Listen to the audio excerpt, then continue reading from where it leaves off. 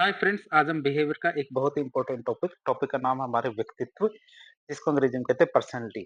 इसके बारे में काफी डिटेल से चर्चा करेंगे। आप हमारे साथ बने रहिए ताकि आपको इसके बारे में जानकारी हो सके। तो शुरुआत करते हैं आज का टॉपिक।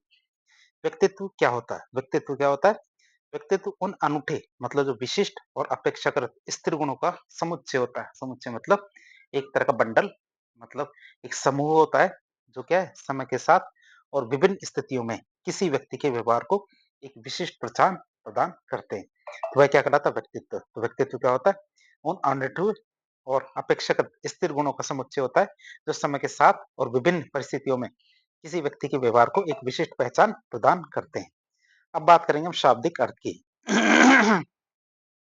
शाब्दिक अर्थ की बात करें तो उत्पत्ति की बात करें तो व्यक्तित्व, जिसे अंग्रेजी में पर्सनैलिटी कहते हैं, ये लैटिन भाषा का एक शब्द पर्सोना, वहां से लिया गया शब्द है। आप याद रखेंगे पर्सोना। बात करें पर्सोना का तो पर्सोना का अर्थ होता है मुखौटा, जो मास्क होता है उसे लैटिन भाषा में पर्सोना कहते हैं। प्राचीन जो रोमन रंगमंच होते थे, जो हमारे जहाँ नाटक किए जाते हैं, तो उन रंगमंचों में अभिनेता अपने चरित्र को दर्शाने के लिए जो मुखौटा पहनते थे उसे पर्सोना कहा जाता था। इससे तात्पर्य ये था कि व्यक्तित्व वह है जो व्यक्ति बाहर से प्रदर्शित करता है। व्यक्तित्व क्या होता है? वह जो बाहर से प्रदर्शित होता है वही व्यक्तित्व कहलाता है। अब बात करेंगे प्रमुख विद्वानों के द्वारा व्यक्तित्व की कौन कौन सी परिभाषाएं दी गई है। तो आधुनिक मनोवैज्ञानिकों ने व्यक्तित्व को केवल बाहरी दिखावे की बजाय आंतरिक और गतिशील संगठन के रूप में परिभाषित किया है। आप इसे याद रखेंगे। पहले तो व्यक्तित्व को केवल बाहर दिखावे के रूप में प्रदर्शित किया जाता था, लेकिन वर्तमान में आंतरिक और गतिशील संगठन के रूप में भी इसको परिभाषित किया जाता है। सबसे पहले हम परिभाषा देखेंगे किसकी? गॉर्डन ऑलपोर्ट की। तो गॉर्डन ऑलपोर्ट के अनुसार व्यक्तित्व क्या है?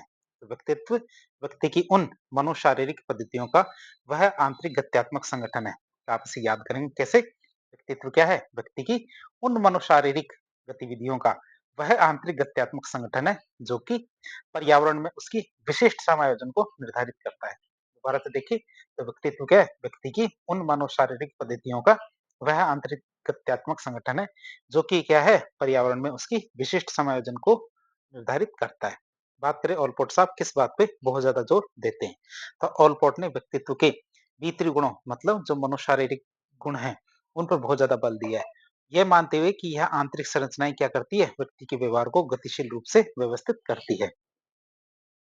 दूसरा प्रकार आता हमारा आइजेंक के अनुसार व्यक्तित्व का प्रकार। तो उन्होंने मतलब आइजेंक ने व्यक्तित्व को वास्तविक और संभावित व्यवहार पैटर्न के कुल योग के रूप में चित्रित किया है। मतलब व्यक्ति एक तो वास्तविक रूप में अपना जो व्यक्तित्व है वो प्रदर्शित करता है, साथ ही साथ जो उसके संभावित व्यवहार पैटर्न है कि इन परिस्थितियों में यह ऐसा व्यवहार कर सकता है। तो इन दोनों को मिलाकर के एक तरह का प्रकार बताया किसने? आइजेंक ने। अब आइजेंक के अनुसार देखें तो आइजेंक साहब किस बात पे सबसे ज्यादा जोर देते हैं? तो आइजेंक उन आदतों, प्रवृत्तियों और विशेषताओं का योग है। क्या आइजेंक साहब ये इस बात पे जोर देते हैं कि व्यक्तित्व क्या है? उन आदतों, प्रवृत्तियों और विशेषताओं का योग है जो किसी व्यक्ति के व्यवहार को व्यवस्थित और पूर्वानुमानित बनाती है। मतलब कोई व्यक्ति यदि शंकालु है तो वह लगभग सभी स्थितियों में शंकालु ही रहेगा। फिर रेमंड कैटल के अनुसार देखें, क्या है व्यक्तित्व? व्यक्तित्व वह है जिसके आधार पर किसी व्यक्ति में किसी भी स्थिति में क्या व्यक्तित्व वह है जिसके आधार पर किसी स्थिति में व्यक्ति के व्यवहार का पूर्वानुमान लगाया जा सके। आप इसे याद रखेंगे कि पूर्वानुमान एक बहुत बड़ा शब्द है कि आप पहले से अंदाजा लगा सके। जैसे कोई झगड़ालू व्यक्ति है तो आप ऐसा पूर्वानुमान लगा सकते हैं कि ऐसी परिस्थिति आएगी तो झगड़ा करने लगेगा। क्यों? क्योंकि हमने ऐसा पूर्वानुमान लगा लिया है। और ये किसने बताया? रेमंड कैटल ने। तो रेमंड कैटल ने क्या कहा? व्यक्तित्व वह है जिसके आधार पर किसी स्थिति में व्यक्ति के व्यवहार का पूर्वानुमान लगाया जा सके। अब कैटल साहब की बात करें तो कैटल साहब किस बात पे बहुत ज्यादा जोर देते हैं? तो रेमंड कैटल ने व्यक्तित्व को एक पूर्वानुमानित इकाई के रूप में देखा है। उदाहरण के लिए देखें तो शांत, गंभीर या फिर संवेदनशील जैसे शब्दों का उपयोग व्यक्तित्व का वर्णन करने के लिए किया जाता है। क्या हमारे शांत, गंभीर, संवेदनशील जैसे शब्द है इनका उपयोग क्या व्यक्तित्व का वर्णन करने के लिए किया जाता है ताकि ये पूर्वानुमान लगाया जा सके कि वह व्यक्ति भविष्य में कैसा व्यवहार करेगा। ये थी हमारी रेमंड कैटल के अनुसार। अब ओवरऑल देखें तो व्यक्तित्व की कौन-कौन सी विशेषताएं हैं? तो व्यक्तित्व को परिभाषित करने वाले कुछ तत्व महत्वपूर्ण है। वो कौन-कौन से हैं तत्व? पहला आता है शारीरिक और मनोवैज्ञानिक घटक। मतलब व्यक्तित्व में शरीर व्यक्ति के शारीरिक और मनोवैज्ञानिक दोनों घटक शामिल होते हैं। आप इसे याद रखेंगे कि व्यक्तित्व में क्या होता है? व्यक्ति के शारीरिक और मनोवैज्ञानिक घटक दोनों के दोनों शामिल होते हैं। मतलब बायोलॉजिकल साथ ही साथ साइकोलॉजिकल दोनों के दोनों घटक शामिल होते हैं। फिर विशिष्ट अभिव्यक्ति की बात करें तो किसी व्यक्ति विशेष में व्यवहार के रूप में इसकी अभिव्यक्ति मतलब जो व्यक्तित्व है, तो इसकी अभिव्यक्ति पर्याप्त रूप से अनन्य मतलब यूनिक होती है। हर व्यक्ति का व्यक्तित्व अलग होता है, इसकी बात कर रहे हैं। यही विशेषता क्या करती है, एक व्यक्ति को दूसरे से अलग बनाती है। तो विशिष्ट अभिव्यक्ति की बात करें तो किसी व्यक्ति विशेष में व्यवहार के रूप में इसकी अभिव्यक्ति पर्याप्त रूप से क्या होती है, अनन्य या फिर यूनिक होती है। और यही विशेषता क्या करती है, एक व्यक्ति को दूसरे से अलग बनाती है। बात करें सापेक्ष स्थिरता की, रिलेटिव स्टेबिलिटी की बात करें तो व्यक्तित्व के गुण क्या होते हैं, साधारणतः समय के साथ परिवर्तित नहीं होते हैं। यदि व्यक्ति शांत है तो नॉर्मली वो शांत रहेगा, झगड़ालू है तो झगड़ालू रहेगा, या फिर क्या चतुर है तो चतुर रहेगा। तो उसका जो जैसा व्यक्तित्व होता है, तो व्यक्तित्व गुण क्या होते हैं, साधारणतः समय के साथ परिवर्तित नहीं होते हैं। एक वयस्क का मूल स्वभाव और व्यवहार पैटर्न जीवन भर क्या काफी हद तक स्थिर रहता है, लगभग वैसा ही रहता है एक वयस्क का। बच्चे का तो चेंज हो सकता है, लेकिन क्यों? क्योंकि उसका क्या है, अभी तक ग्रोथ हो रही है, मतलब उसका व्यवहार अभी तक पर्टिकुलर सेट नहीं हुआ है। लेकिन वयस्क के लिए कहा जा सकता है कि उसका मूल स्वभाव और व्यवहार पैटर्न क्या है, जिंदगी भर तक काफी हद तक सेम ही रहेगा। फिर बात करें गत्यात्मक संगठन की, डायनेमिक ऑर्गेनाइजेशन की बात करें तो व्यक्तित्व इस अर्थ में गत्यात्मक या फिर डायनामिक होता है कि इसकी कुछ विशेषताएं जैसे आंतरिक और बाह्य अथवा बाह्य मांगों, कुछ विशेषताएं क्या आंतरिक अथवा बाह्य मांगों के कारण परिवर्तित या फिर अनुकूलित हो सकती है। तो कई बार क्या होता है, कुछ आंतरिक मांगे होती है, कुछ बाह्य मांगे होती है। इनकी वजह से किसी भी व्यक्ति का व्यक्तित्व प्रभावित या परिवर्तित हो सकता है। आंतरिक की बात करें जैसे किसी व्यक्ति के जैविक परिवर्तन हो जाए, या फिर बाह्य मांगों की बात करें जैसे नई संस्कृति में समायोजन हो जाए, अर्थात व्यक्ति भारत से अमेरिका चला जाए तो उसका व्यक्तित्व बदल जाएगा, या फिर अमेरिका से भारत आ जाए तो उसका व्यक्तित्व भी बदल जाएगा। तो ये हमने कुछ विशेषताएं देखी। अब पांचवी विशेषता की बात करें तो परिस्थितियों के प्रति अनुकूलनशीलता, मतलब गत्यात्मकता के कारण, मतलब समय के साथ बदलने के कारण व्यक्तित्व का नई परिस्थितियों के प्रति अनुकूलनशील होता है। मतलब जैसे जैसे नई परिस्थितियां आती जाती है, व्यक्ति उसके अंदर ढलने लग जाता है, जिससे व्यक्ति क्या पर्यावरण की मांगों के अनुसार प्रभावी ढंग से समायोजन कर पाता है।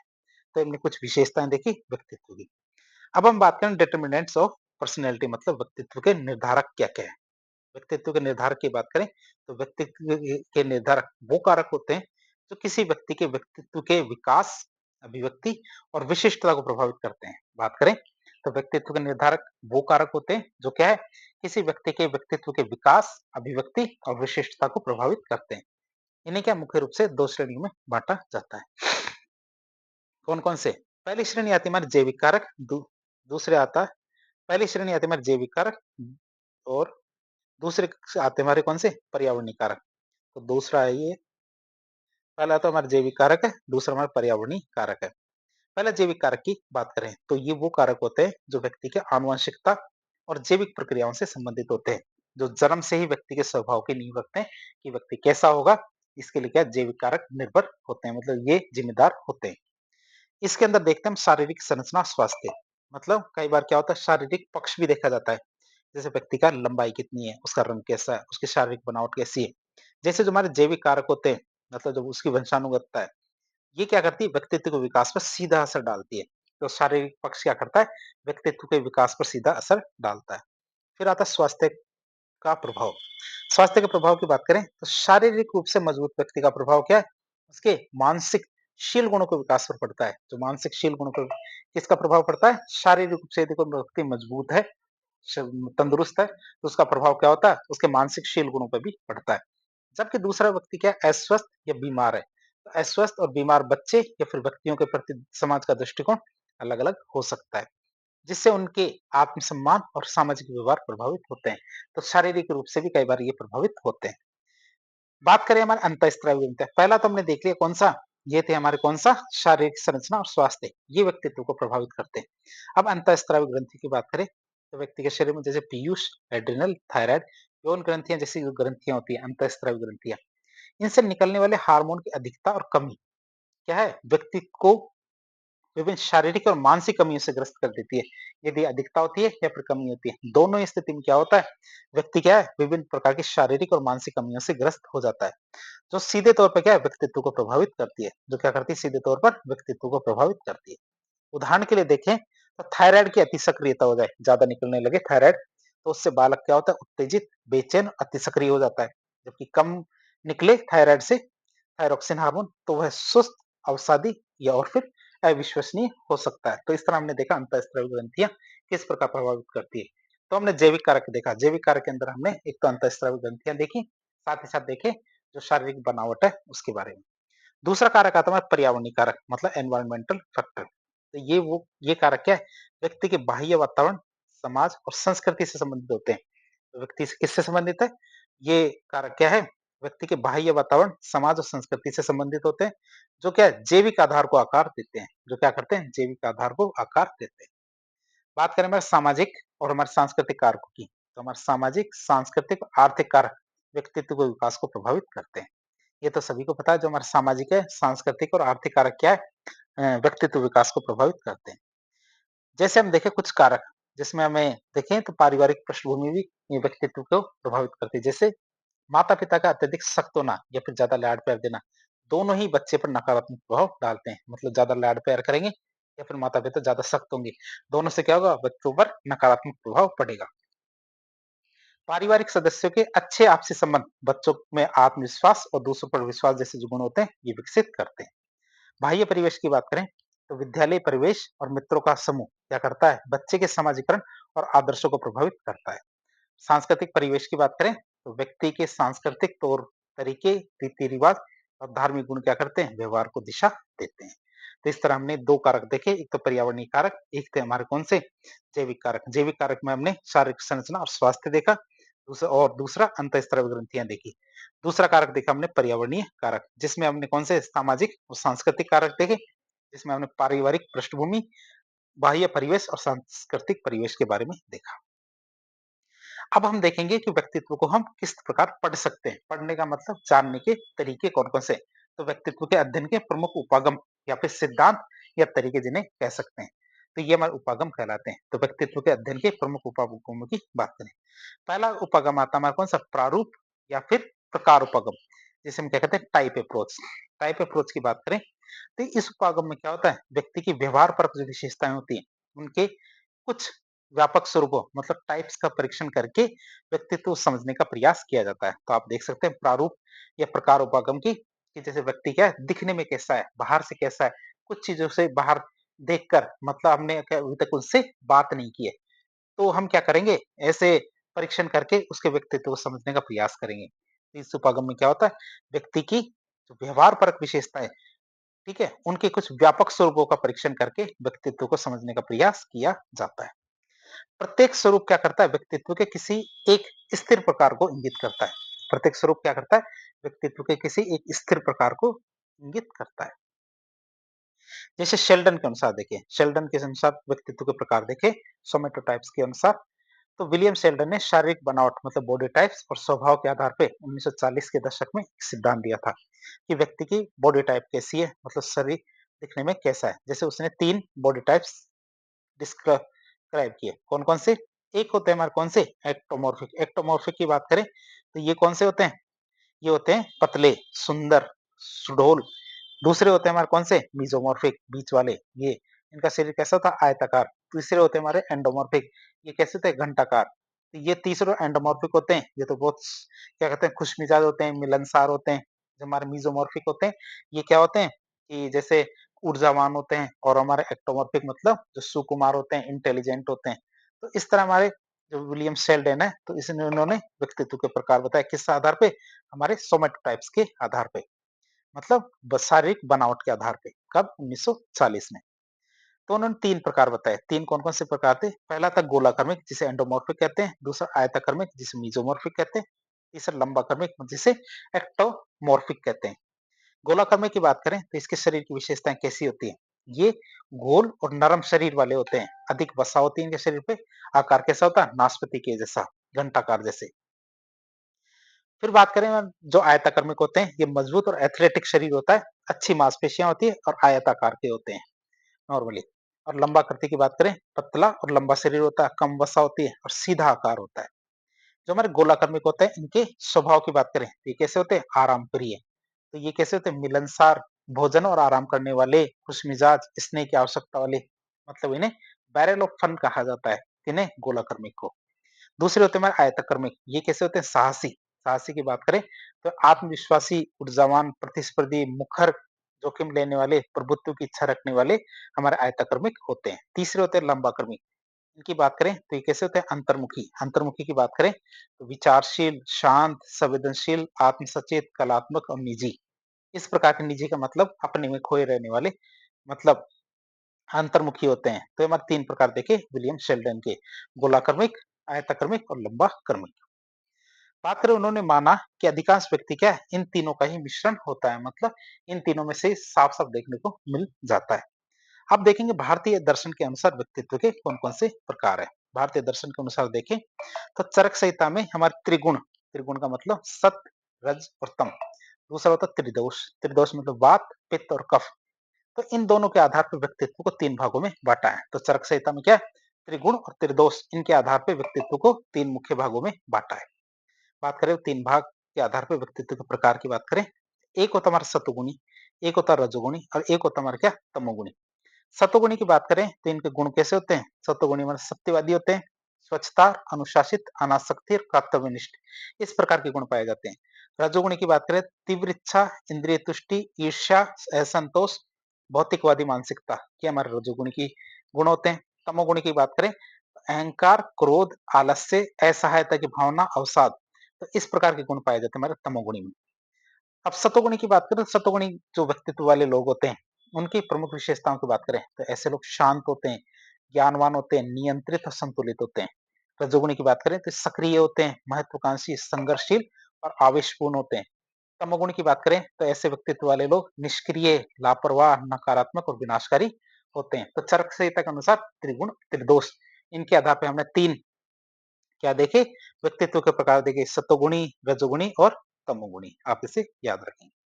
बात करें जो हमारे चरक संहिता है, वो क्या कहती है कि किसी व्यक्ति में तीनों गुण पाए जाते हैं, लेकिन जिस गुण की मतलब हर व्यक्ति में क्या होता है कि तीनों प्रकार के गुण पाए जाते हैं, लेकिन जिस गुण की प्रधानता उस व्यक्ति में होती है, व्यक्ति का व्यक्तित्व उसी प्रकार का हो जाता है। ऐसा नहीं कोई भी व्यक्ति कि इसमें कोई एक ही पाया जाता है, पाए तो तीनों जाते हैं, लेकिन जो गुण ज्यादा प्रधान होगा, व्यक्ति का व्यक्तित्व उसी प्रकार का हो जाता है। फिर आता कार्ल जुंग या युंग, उनके अनुसार व्यक्तित्व के प्रकार कौन-कौन से हैं। तो जुंग ने क्या किया? अपनी किताब थी साइकोलॉजिकल टाइप्स, उसमें 2 प्रकार के व्यक्तित्व के बारे में बताया, जो व्यक्ति के ऊर्जा के प्रवाह को की दिशा है उस पर आधारित है, कि व्यक्ति के ऊर्जा के प्रवाह की दिशा क्या है, इस पे आधारित उन्होंने 2 प्रकार बताए।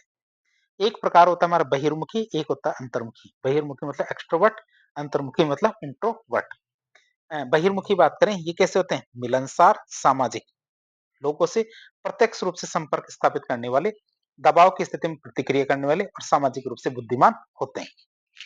दूसरे अंतर्मुखी की बात करें तो अकेले रहना पसंद करने वाले, शर्मीले, लोगों से संपर्क से बचने वाले, सामाजिक द्वंद्वों से पलायन करने वाले, हमारे विचारशील। तो हमारे ये कार्ल जुंग, ये जुंग की बात करें तो इन्होंने 2 प्रकार बताए, अंतर्मुखी और बहिर्मुखी। बहिर्मुखी मिलनसार और सामाजिक होते हैं, अंतर्मुखी अकेले रहना पसंद करते हैं, साथ ही साथ क्या सामाजिक जो द्वंद्व होते हैं, लड़ाइयाँ होती है, उनसे पलायन कर जाते हैं, ज्यादा बातचीत नहीं करते, झगड़ना इनको पसंद नहीं है, जीतने की कोशिश नहीं करते। तीसरे आते हैं हमारे हिप्पोक्रेटस। हिप्पोक्रेटस क्या आते हैं? हमारे बायोलॉजी के मतलब डॉक्टर थे। तो हिप्पोक्रेटस के अनुसार व्यक्तित्व के प्रकार, तो उन्होंने द्रव के आधार पे, मतलब उनके चेहरे और शरीर पर किस प्रकार का द्रव है, तो इस आधार पे उन्होंने क्या किया? व्यक्तित्व के प्रकार बताए। वो क्या थे? एक डॉक्टर थे, तो उन्होंने क्या इसी प्रकार से परीक्षण किया व्यक्तित्व का। तो प्राचीन जो यूनानी चिकित्सक थे हिप्पोक्रेटस, तो हिप्पोक्रेटस ने क्या किया? व्यक्तित्व को 4 बुनियादी प्रकारों में वर्गीकृत किया था। कितने? 4 बुनियादी प्रकार थे, उनमें उनको वर्गीकृत किया। जो शरीर में मौजूद 4 प्रमुख द्रव मतलब ह्यूमन्स पर के संतुलन पर आधारित थे। जो 4 मुख्य द्रव होते हैं ह्यूमर्स, उसके संतुलन पर आधारित थे। बात करें हमारे हिप्पोक्रेटस ने कौन-कौन से 4 जो व्यक्तित्व के विषय बारे में बताया। एक तो होते थे हमारे कौन-सा? उत्साही, एक थे हमारे कोपशील, तीसरा था हमारा विवादी और चौथा था हमारा श्लेष्मी। जो हमारे उत्साही थे, इनका द्रव कौन सा था? रेड मतलब ब्लड या रक्त। कोपशील की बात करें तो इनका पीला पित्त था, विवादी का काला पित्त और श्लेष्मी का कफ के आकार का। तो 4 प्रकार के ह्यूमर ये द्रव बताए उन्होंने। जो उत्साही होते हैं उनका शारीरिक स्थान है हृदय। कोपशील की बात करें तो यकृत, विवादी की बात करें तो वृक्क और श्लेष्मी की बात करें तो फेफड़े। नॉर्मली इसी कलर के होते हैं, हृदय लाल कलर का, यकृत पीला पित्त वाला, वृक्क हमारा काला पित्त वाला और फेफड़े कफ के आकार के होते हैं। जो हमारे उत्साही होते हैं, उनकी जो व्यक्तित्व की विशेषताओं की बात करें, तो ऐसे व्यक्ति सामाजिक, हंसमुख, आशावादी, मिलनसार और बातूनी होते हैं।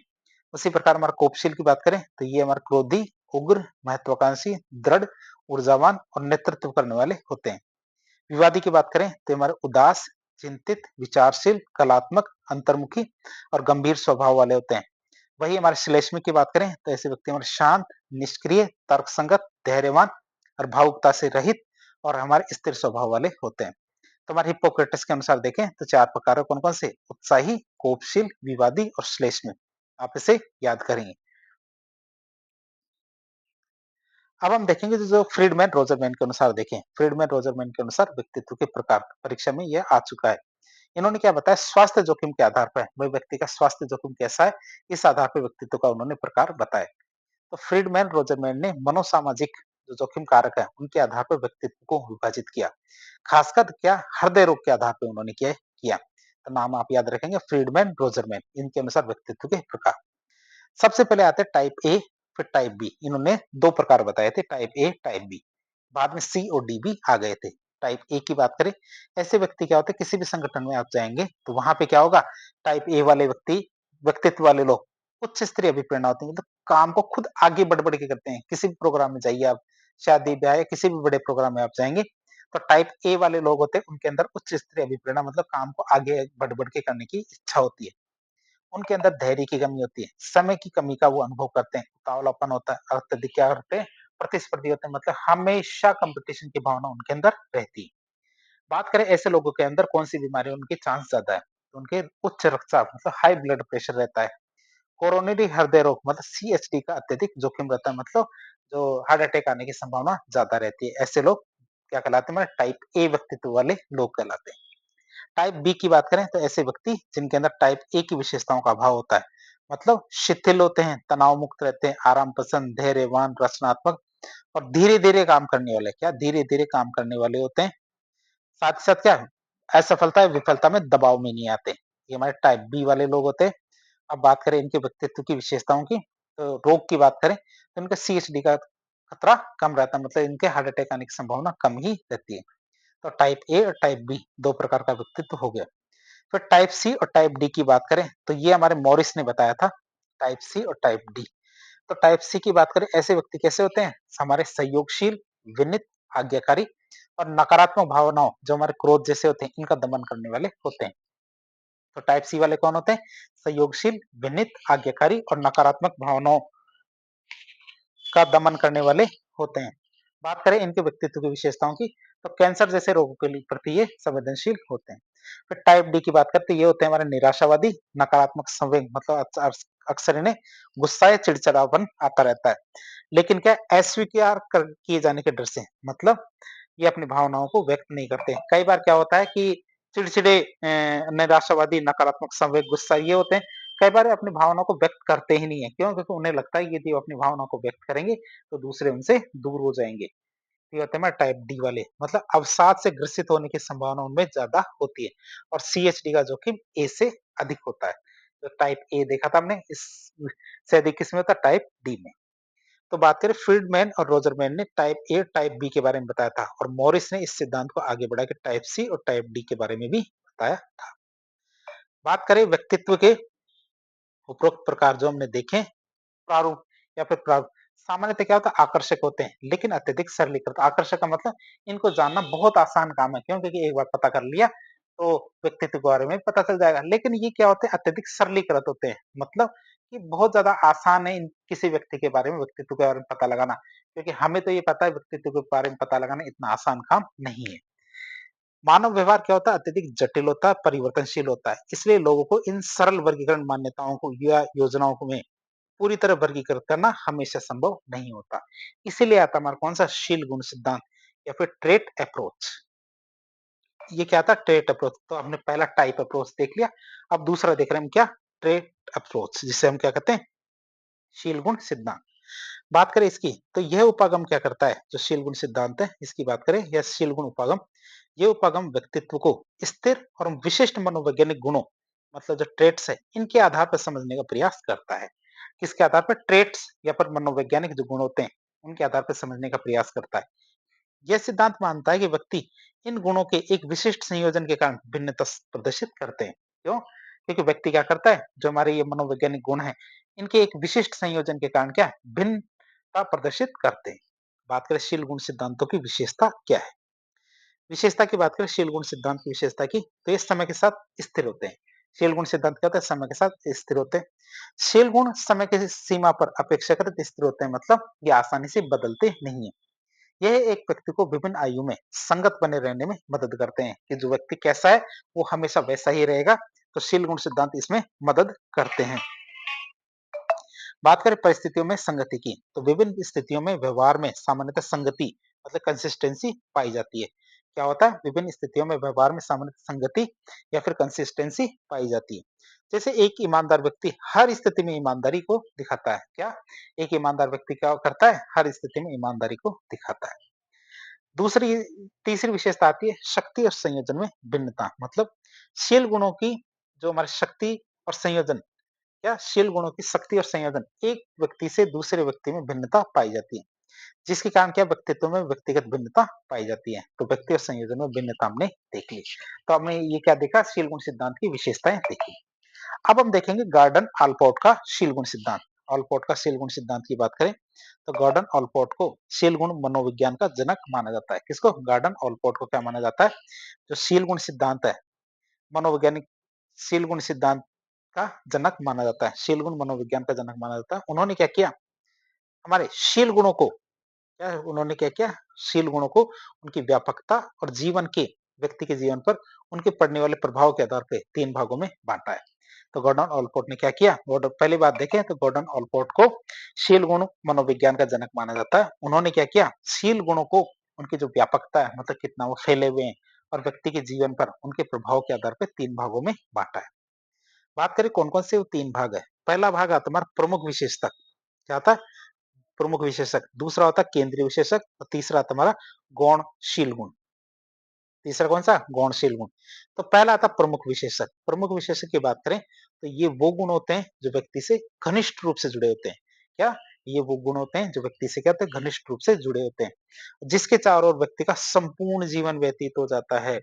और ये क्या होते हैं? अत्यंत दुर्लभ और प्रबल होते हैं। व्यक्ति का पूरा जीवन उसके इर्द-गिर्द ही घूमता है। जैसे कि हमारे महात्मा गांधी जी का अहिंसा सिद्धांत, मतलब अहिंसा सिद्धांत की बात करते हैं और सीधा महात्मा गांधी जी की याद हमें आ जाती है। वैसे तानाशाही गुण की बात करें तो हमें हिटलर याद आ जाता है। क्यों? क्योंकि उनका पूरा जीवन इनके जो ये व्यक्तित्व का गुण है, जैसे तानाशाही, अहिंसा, इस प्रकार के गुणों के इर्द गिर्द ही घूमता है। ये विशेषक क्या करते हैं? व्यक्ति के नाम के साथ इस तरह से जुड़ जाते हैं कि उनकी पहचान ही व्यक्ति के नाम के साथ हो जाती है। दूसरे विशेषक या शील गुण की बात करें तो केंद्रीय विशेषक कहलाते हैं।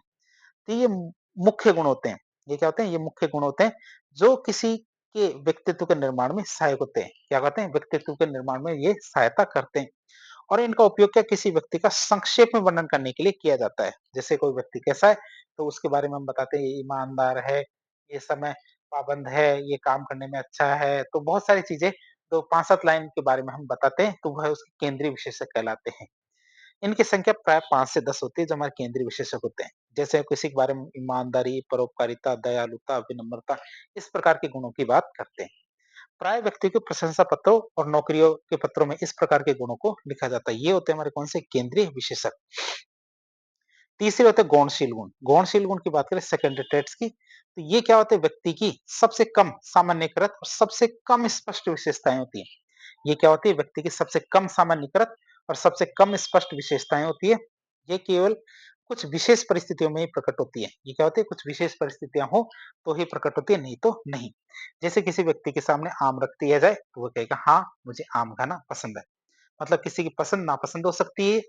भाषण देते समय कोई व्यक्ति नर्वस हो तो वो हो सकता है जिंदगी भर नर्वस ना हो और जिंदगी में केवल उसने एक ही बार भाषण दिया और उसी में वो नर्वस हो जाए। तो ये हमारा गौणशील गुण है।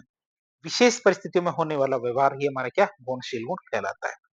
जैसे वही है आम नहीं है तो हम ये नहीं कहेंगे हमें आम पसंद है, हमें चीकू भी पसंद है। दूसरा शील गुण आता है हमारा कौन सा? रेमंड केटल का शील गुण वर्गीकरण।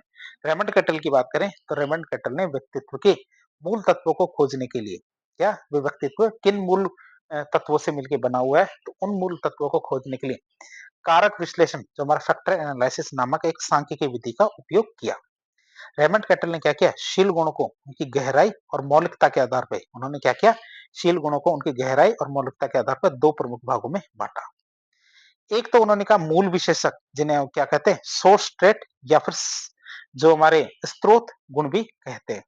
एक तो क्या था, मूल विशेषक या स्रोत गुण। दूसरे थे हमारे कौन से, सतही गुण या पृष्ठ विशेषक, जिन्हें सरफेस ट्रेट भी कहते हैं। अब मूल विशेषक या स्रोत गुण की बात करें तो इनका परिचय क्या है। ये व्यक्तित्व के बुनियादी और अंतर्निहित कारक होते हैं। ये क्या होते हैं, व्यक्तित्व के बुनियादी और अंतर्निहित कारक है। ये अधिक स्थिर होते हैं और व्यवहार की जो भविष्यवाणी करने में बहुत ज्यादा महत्वपूर्ण होते हैं। ये क्या होते हैं, व्यवहार की भविष्यवाणी करने में बहुत ज्यादा महत्वपूर्ण होते हैं। कौन से, हमारे मूल विशेषक, जिन्हें स्रोत गुण भी कहते हैं। क्यों, क्योंकि व्यक्तित्व के ये बुनियादी और अंतर्निहित कारक होते हैं। अब पहचान कैसे करें, रेमंड कैटल ने कारक विश्लेषण का उपयोग करके 16 प्राथमिक गुणों वाले शील गुणों की पहचान की। आप इसे याद रखेंगे, रेमंड कैटल कितने, हमारे 16 प्राथमिक स्रोत वाले शील गुणों की पहचान की थी उन्होंने, जिन्हें उन्होंने क्या, व्यक्तित्व की संरचना के मूलभूत निर्माण का खंड माना था। प्रकृति की बात करें तो ये गुण कैसे थे, विपरीतार्थी, मतलब या तो ये है या फिर ये है। आगे हम इसको डिटेल से देखेंगे। या फिर विलोमी इनकी प्रवृत्तियां होती है। जैसे व्यक्ति शांत बनाम उत्तेजित दोनों में से हो सकता है, या फिर गंभीर बनाम लापरवाह हो सकता है।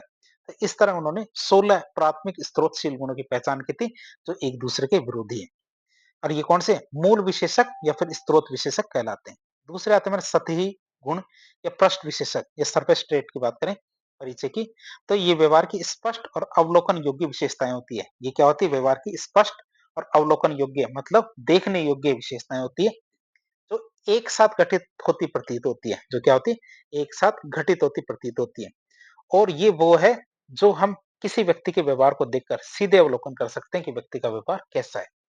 प्रकृति की बात करें तो इस सतहीशील गुण क्या है, विभिन्न मूल या स्रोतशील गुणों की अंतक्रिया के परिणाम हो सकते हैं। जो हमने शुरू में 16 देखे थे, जो मूल या स्रोतशील गुण होते हैं 16, ये जब आपस में अंतक्रिया करते हैं, उनके परिणाम स्वरूप हमारे सतही या पृष्ठ विशेषक निकल के आते हैं, न कि किसी एक अंतर्निहित कारण से जुड़े होते हैं। उदाहरण के लिए देखें, जैसे चिंता, अनिर्णय और घबराहट को अक्सर एक साथ देखा जाता है। मतलब किसी व्यक्ति को चिंता होती है, तो हो सकता है वो किसी मामले में अनिर्णय की स्थिति, मतलब किसी बात में डिसीजन नहीं ले पा रहा है, या फिर घबराहट की स्थिति है, तो हो सकता है तीनों चीजें एक साथ ही व्यक्ति के साथ हो, जो हमारे सतहीशील गुणों का एक समूह हो सकता है। लेकिन ये कई अलग अलग अंतर्निहित जो स्रोत गुण होते हैं, जैसे उच्च तनाव, कम स्थिरता, इनसे उत्पन्न हो सकते हैं। तो हमने दो तरह के गुण देखे, एक तो मूल विशेषक और एक था हमारा पृष्ठ विशेषक। ये हमारे किसका था, रेमंड कैटल का। अब आता हमारा हैंस आइजेंक का शील गुण सिद्धांत। इसका हैंस आइजेंक का शील गुण सिद्धांत की बात करें तो हैंस आइजेक ने अपने सिद्धांत को जैविक और आनुवंशिक कारकों पर आधारित किया था। इस पे जैविक और आनुवंशिक कारकों पर आधारित किया था। उनका यह मानना था कि व्यक्तित्व आयाम मस्तिष्क और स्वायत्त तंत्रिका तंत्र की गतिविधि में अंतर की वजह से उत्पन्न होते हैं। उन्होंने क्या माना कि व्यक्तित्व क्या होते हैं, व्यक्तित्व आयाम क्या होते हैं, मस्तिष्क और स्वायत्त। ये आप याद रखेंगे, एक तो हमारा मस्तिष्क होता है और एक स्वायत्त तंत्रिका तंत्र। इन दोनों की गतिविधि में जब अंतर होता है, इसी वजह से व्यक्तित्व आयाम का निर्माण होता है। अब उन्होंने क्या किया, उन्होंने व्यक्तित्व के 3 वृहद आयाम जो सुपर फैक्टर हैं वो दिए, जिन्हें क्या उन्होंने एक निरंतरता मतलब कंटिन्यूटी पर दर्शाया। अब बात करें कौन से 3 वृहद आयाम है उनकी बात करें तो हमारे हैंस आइजेक के नाम से आप याद रखेंगे 3 वृहद आयाम। आयाम की बात करें, एक आयाम होता है हमारा बहिर्मुखता बनाम अंतर्मुखता। व्यक्ति या तो बहिर्मुख हो सकता है या फिर अंतर्मुख, जिसमें एक ध्रुव तो बहिर्मुख होगा और दूसरा मुख ध्रुव अंतर्मुख। मतलब यह आयाम क्या करता है, सामाजिक उन्मुखता या फिर सामाजिक विमुखता की मात्रा बताता है कि व्यक्ति बाहरी रूप से, सामाजिक रूप से कितना उन्मुख है या फिर सामाजिक रूप से कितना विमुख है। बहिर्मुखी क्या होते हैं, सामाजिक, बातूनी और उत्साही होते हैं। बहिर्मुखी क्या होते हैं, सामाजिक होते हैं, बातूनी होते हैं, उत्साही होते हैं और उत्तेजना की तलाश करते रहते हैं। क्या करते हैं, उत्तेजना की तलाश करते रहते हैं। जबकि हमारे अंतर्मुखी शांत और आरक्षित होते हैं और आंतरिक दुनिया पर ध्यान केंद्रित करते हैं। क्या कहते हैं, आंतरिक दुनिया पर ध्यान केंद्रित करते हैं। दूसरा प्रकार आयाम आता है हमारा कौन सा, तंत्रिका तापी बनाम सामवेगिक स्थिरता। क्या तंत्रिका तापी बनाम सामवेगिक स्थिरता की बात करें तो एक पक्ष होता है इसका मनोविक्षुब्ध, दूसरा होता है भावनात्मक रूप से स्थिर। बात करें इसकी तो यह आयाम क्या करता है, एक आयाम की बात करें तो यह आयाम भावनात्मक स्थिरता और नकारात्मक पक्ष जिसमें चिंता, उदासी, चिड़चिड़ापन का अनुभव करने की प्रवृत्ति को दिखाता है। तो इस यह आयाम क्या करता है, भावनात्मक स्थिरता और नकारात्मक भावना जैसे में चिंता, उदासी, चिड़चिड़ापन, तो दोनों एक दूसरे के विपरीत भाव हो गए, व्यक्तित्व की विशेषता होंगे, तो उनको ये दिखाता है। जो मनोविक्षुब्ध लोग होते हैं, मतलब जिनमें न्यूरोटिसिटी होते हैं, तो ऐसे लोग क्या भावनात्मक रूप से अस्थिर होते हैं, तनावग्रस्त होते हैं। तो ये 2 तरह की विशेषता हमने देखी, एक तो तंत्रिका तापी या फिर ध्यान रखना ये तंत्रिका तापी ही मनोविक्षुब्ध है, आप इसे याद रखेंगे। ये दोनों सेम शब्द है, जबकि सामयिक स्थिरता मतलब भावनात्मक रूप से स्थिर, ये दोनों सेम शब्द है, अलग-अलग नहीं है। तीसरा प्रकार आयाम आता है हमारा मनस्तापिता बनाम सामाजिकता। मनस्तापी की बात करें, एक तो दूसरा होता है सामाजिक, तो दोनों एक दूसरे के विपरीत है। मनस्तापी प्रवृत्ति के व्यक्ति क्या होते हैं, आक्रामक होते हैं, अहम केंद्रित होते हैं और समाज विरोधी होने की उनकी ज्यादा संभावना होती है।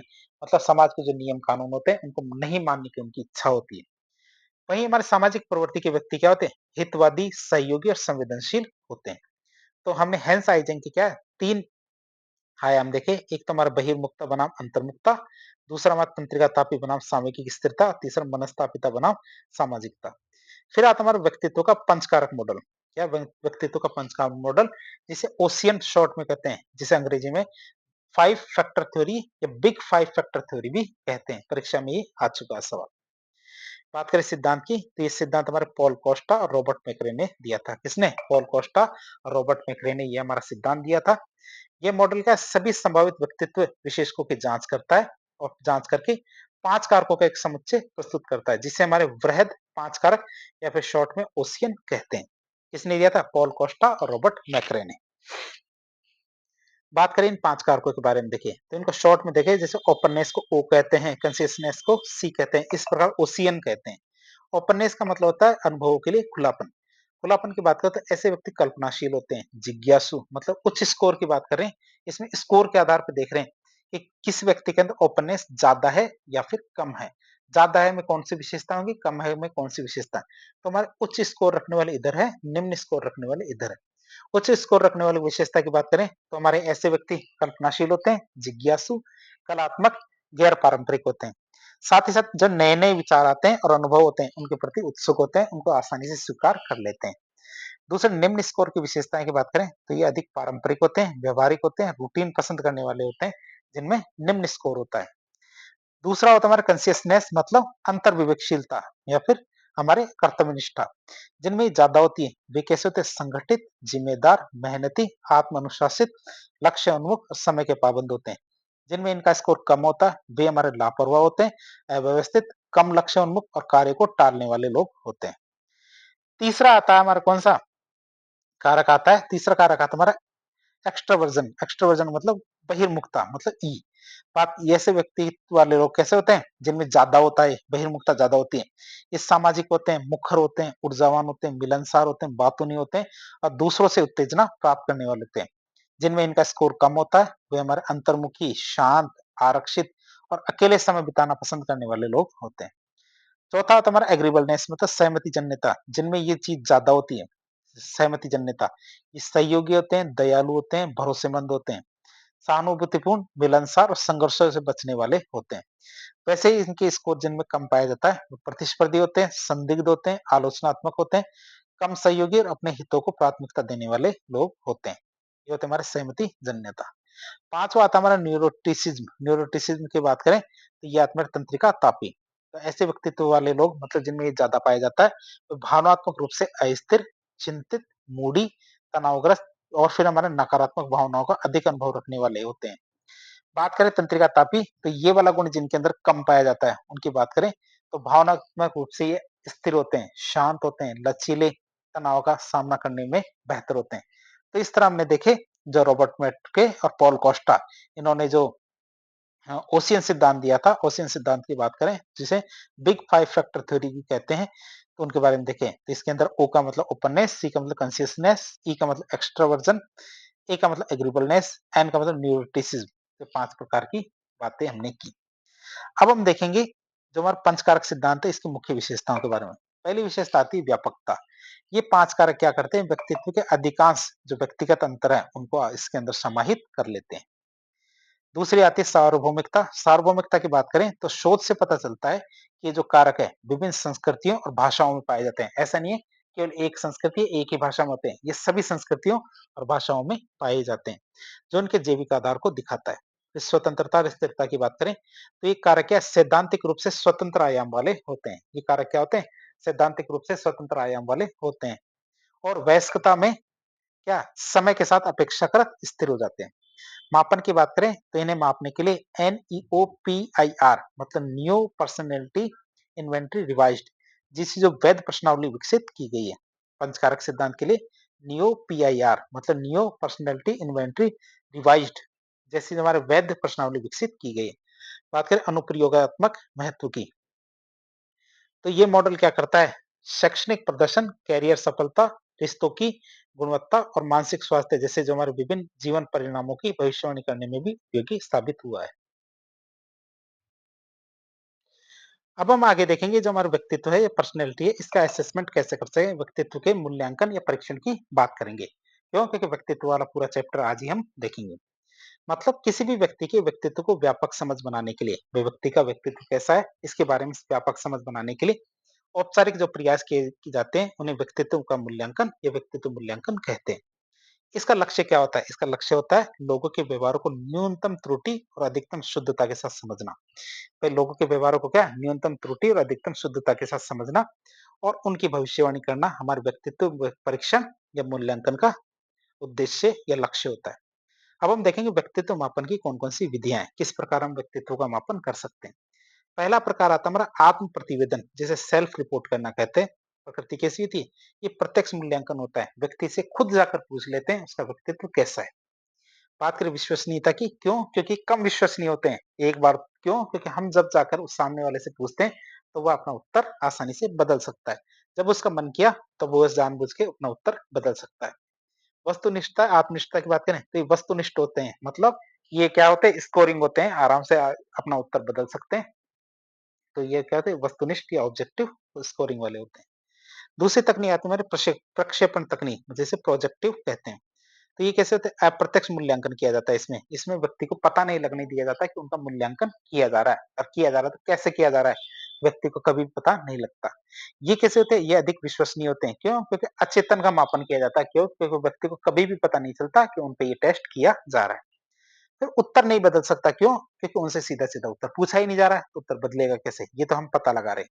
फिर ये सब्जेक्टिव होते हैं। ये क्या होते हैं? सब्जेक्टिव होते हैं। ये आसानी से बदल नहीं सकते। तो व्यवहार परक विश्लेषण की बात करें, बिहेवियर की बात करें, तो इसमें क्या किया जाता है? अवलोकन या रेटिंग की जाती है। हम उससे कुछ भी नहीं पूछ रहे हैं, केवल उसका अवलोकन कर रहे हैं।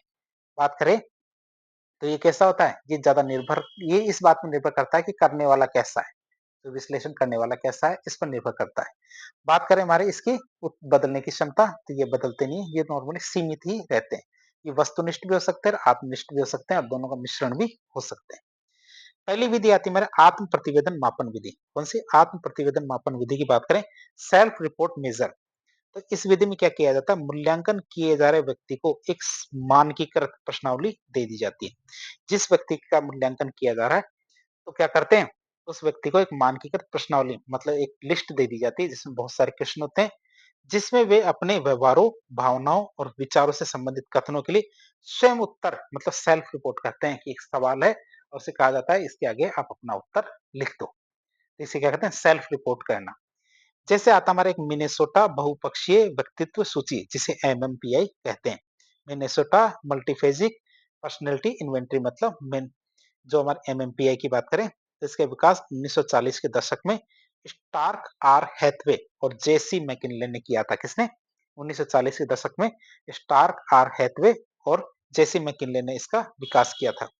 अब इसका उद्देश्य क्या था? इसका उद्देश्य था मनोरोग निदान के लिए एक सहायक उपकरण के रूप में इसका विकास किया गया था। स्वरूप की बात करें तो इसमें 567 कथन होते हैं। कितने?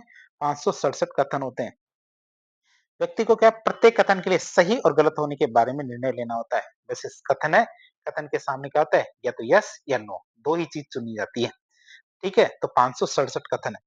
बात करें स्केल की, तो इसे 10 सब स्केल्स में विभाजित किया गया है, मतलब 10 उपमानियों मतलब सब स्केल में विभाजित किया गया है, जो हमारे मनोवैज्ञानिक बीमारियों के निदान में सहायता करते हैं, जैसे अवसाद और सामाजिक अंतर्मुखता जैसे हमारी जो मनोवैज्ञानिक बीमारियां हैं, उनके निदान में सहायता करते हैं। बात करें इसका एक भारतीय संस्करण भी तैयार किया गया था जिसे कहते हैं जेएमपीआई, मतलब जोधपुर मल्टीफेजिक पर्सनैलिटी इन्वेंटरी। तो प्रोफेसर मोहन विद्यासागर के द्वारा जोधपुर बहुपक्षीय व्यक्तित्व सूची, जिसे शॉर्ट में कहते हैं जेएमपीआई, ये विकसित की गई थी, जिसमें हमारे 432 कथन होते हैं। तो कथनों से आप याद कर सकते हैं। एमएमपीआई तो हमारे 567, तो हमारे 567, 5, 6 और 7, और हमारे जोधपुर जेएमपीआई की 4, 3 और 2, तो कितने 432, तो आप इसे याद कर सकते हैं। 2, 3, 4, 5, 6 और 7, तो आप इसे आसानी से याद कर सकते हैं। फिर बात करें आइजेंक की व्यक्तित्व प्रश्नावली की बात करें, जिसे ईपीक्यू कहते हैं। तो हमने देखा क्या कि आइजेंक की व्यक्तित्व प्रश्नावली जिसे ईपीक्यू कहते हैं, उसकी बात करें तो इसका विकास किसने किया था? इसका विकास हमारे हैंस आइजेंक और साइबिल आइजेंक ने वर्ष 1975 में किया था। आप याद रखेंगे, दो व्यक्ति हैं, एक तो हमारा हैंस आइजेंक है और दूसरा कौन है? हमारा साइबिल आइजेंक। तो इन दोनों ने मिलकर 1975 में इसका विकास किया था। बात करें इसके आधार की, तो आइजेंक के तीन वृहद आयाम कौन कौन से? हमारे बहिर्मुखता, तंत्रिका तापी और मनस्तापिता। इसके मूल्यांकन के लिए ये जो हमारे ईपीक्यू का विकास किया गया था, जो हमने थोड़ी देर पहले देख लिया था। बात करें इसके संस्करण की, जब ये पहली बार आया था 1975 में, तब इसमें 57 प्रश्न थे। फिर इसका संशोधित संस्करण हमारे 1985 में आया। उसकी बात करें तो 1985 में आया था संशोधित संस्करण, जिसमें हमारे 2 संस्करण थे, एक तो हमारा पूर्ण संस्करण और एक लघु संस्करण। पूर्ण संस्करण में हमारे 100 प्रश्न थे और लघु संस्करण में हमारे 48 प्रश्न थे, जिसमें जो प्रश्न है सामने उत्तर लिखना था। ये था हमारा कौन-सा? आइजेंक व्यक्तित्व प्रश्नावली। तीसरा था हमारा 16 प्राथमिक कारक प्रश्नावली या 16 प्राथमिक कारक प्रश्नावली की बात करें, इसका विकास हमारे रेमंड केटल ने किया था। हमने देखा था 2 विरोधाभासी व्यक्तित्व की विशेषताएं थी। आधार क्या था? रेमंड केटल के द्वारा कारक विश्लेषण के आधार पर पहचाने गए जो 16 स्रोतशील गुण है, उनको मापने के लिए इसका विकास किया गया था। 16 की बात करें तो इस परीक्षण में 164 कथन दिए गए हैं। कितने? 164 कथन दिए गए हैं। उपयोगिता की बात करें तो सामान्यतः उच्च विद्यालय स्तर के जो हमारे विद्यार्थी होते हैं, हायर क्लासेस के विद्यार्थी और वयस्कों के लिए इसका विकास किया गया है। ये हमारे व्यावसायिक निर्देशन, अन्वेषण और परीक्षण में अत्यंत उपयोगी होता है। बात करें मैं 16 कारकों की, तो कौन से 16 कारक है? 16 कारकों की बात करें तो द्विध्रुवी 16 कारक है। तो रेमंड केटल ने इन कारकों को विपरीत ध्रुवों के रूप में लिखा है। जैसे पहले आता ए कारक, जिसे वार्मथ कहते हैं। अब नाम का इससे कोई लेना देना नहीं है कि जैसे ए को वार्मथ कैसे कहेंगे, बस कह रहे वार्मथ की बात करें तो 2 तरह के हो सकते हैं, या तो मिलानसार हो सकते हैं या आरक्षित हो सकते हैं। तो रीजनिंग की बात करें, बी नंबर पे लिया है उसको, मतलब रीजनिंग रूप से अधिक बुद्धिमान हो सकते हैं या फिर कम बुद्धिमान हो सकते हैं। फिर इमोशनल स्टेबिलिटी की बात करें तो स्थिर भी हो सकते हैं, दूसरे अस्थिर भी हो सकते हैं। तीसरे डोमिनेंस की बात करें ई में, तो प्रभुत्वशाली भी हो सकते हैं, तो दब्बू भी हो सकते हैं। फिर आता 5वां लाइवलीनेस की बात करें तो उत्साही भी हो सकते हैं और गंभीर भी हो सकते हैं। फिर रूल कॉन्शियसनेस की बात करें तो कर्तव्यनिष्ठ भी हो सकते हैं, दूसरे नियमों की अवहेलना करने वाले भी हो सकते हैं। 7वां सोशल बोल्डनेस की बात करें, सामाजिक रूप से साहसी भी हो सकते हैं, दूसरे शर्मीले भी हो सकते हैं। सेंसिटिविटी की बात करें तो संवेदनशील भी हो सकते हैं, कठोर भी हो सकते हैं। विजिलेंस की बात करें, सतर्क संदेही भी हो सकते हैं, तो भरोसेमंद भी हो सकते हैं। एब्स्ट्रैक्टनेस की बात करें तो कल्पनाशील भी हो सकते हैं और व्यवहारिक भी हो सकते हैं। फिर प्राइवेटनेस की बात करें तो निजी भी हो सकते हैं या फिर निजी गोपनीय भी हो सकते हैं, दूसरी तरफ हमारे खुले भी हो सकते हैं। एप्रीहेंशन की बात करें तो आशंकित और चिंतित भी हो सकते हैं, तो दूसरी तरफ आत्मविश्वास से भरे भी हो सकते हैं। फिर ओपननेस टू चेंज की बात करें तो इसे Q1 कहेंगे, तो परिवर्तनों के लिए खुले भी हो सकते हैं, तो दूसरे पारंपरिक रूप से रूढ़िवादी भी हो सकते हैं।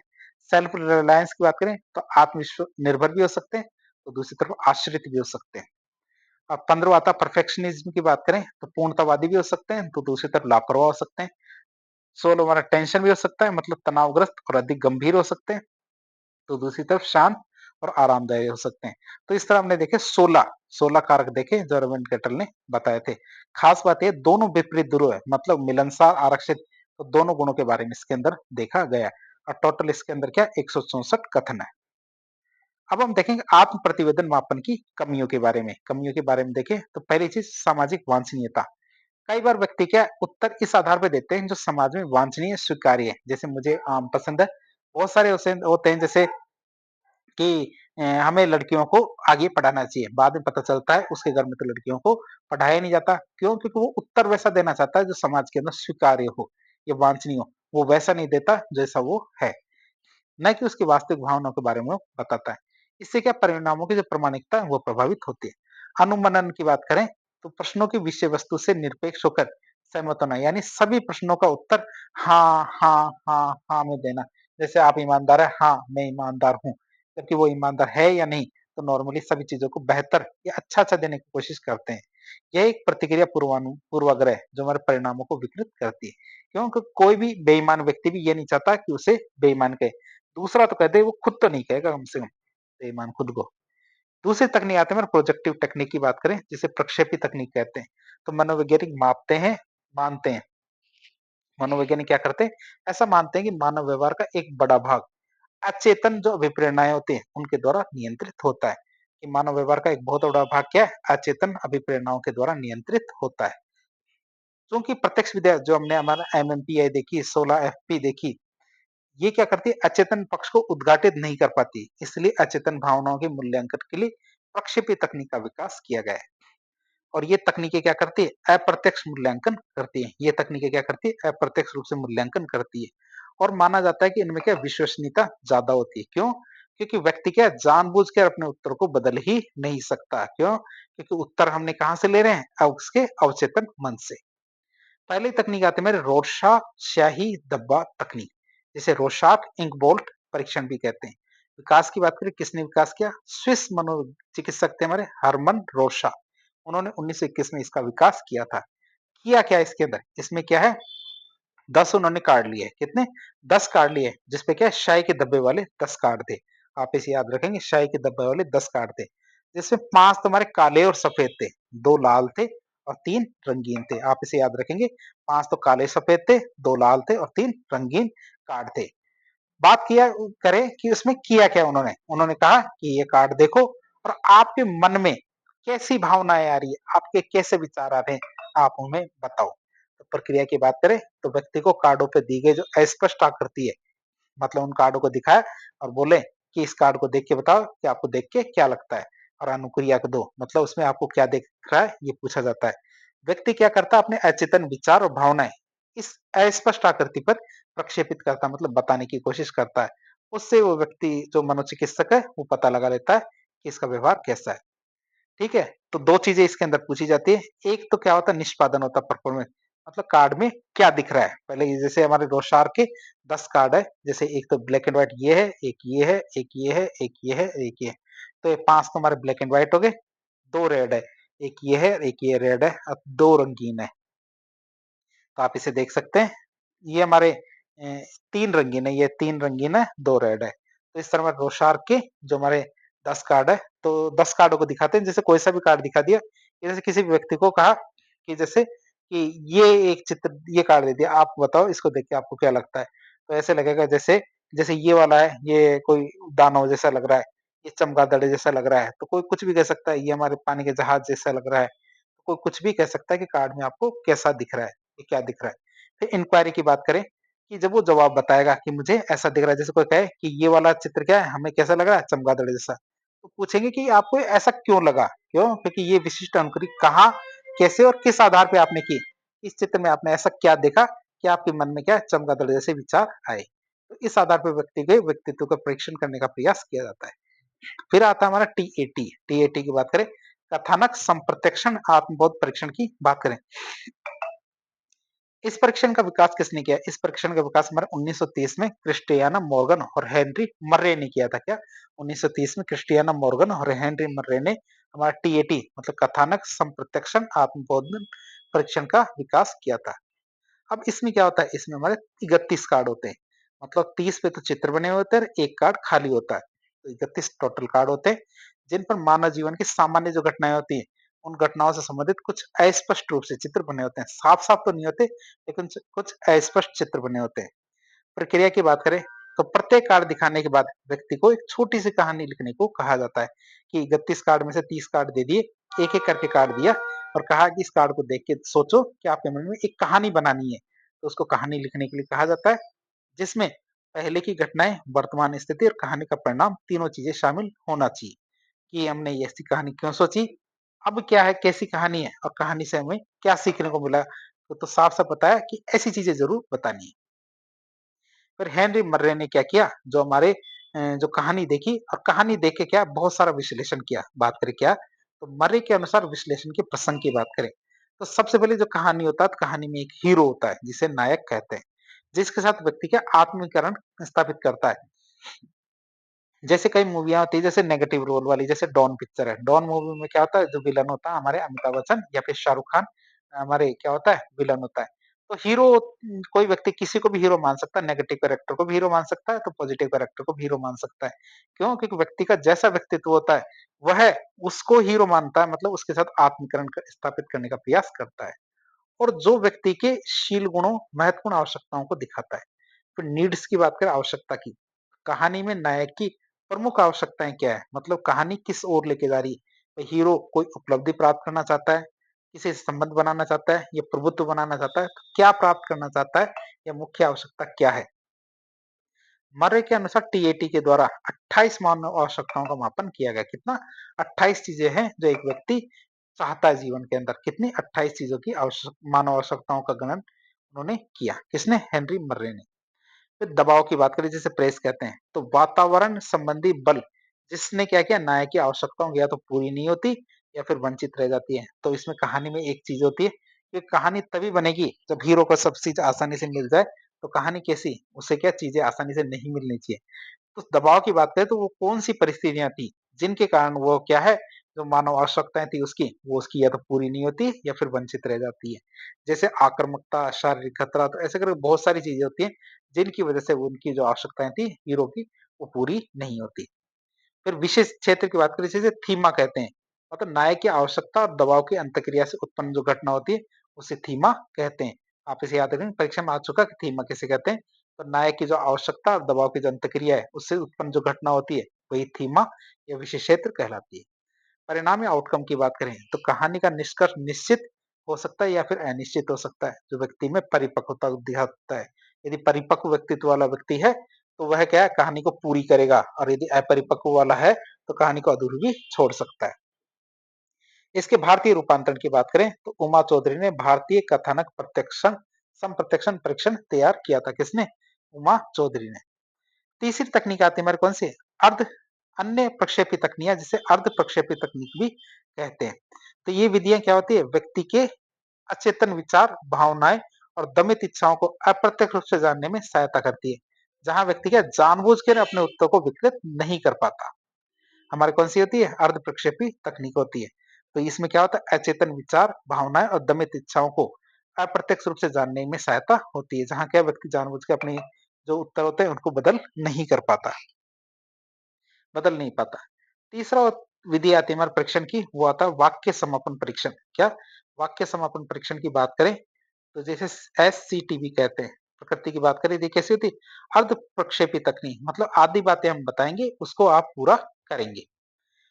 उपयोग की बात करें, जो हमारे टीज है, मतलब प्रयोज्य के समक्ष कुछ, मतलब जिसके बारे में हम जानना चाहते हैं उसके सामने हम क्या करते हैं, कुछ अधूरे या फिर अपूर्ण वाक्य प्रस्तुत करते हैं।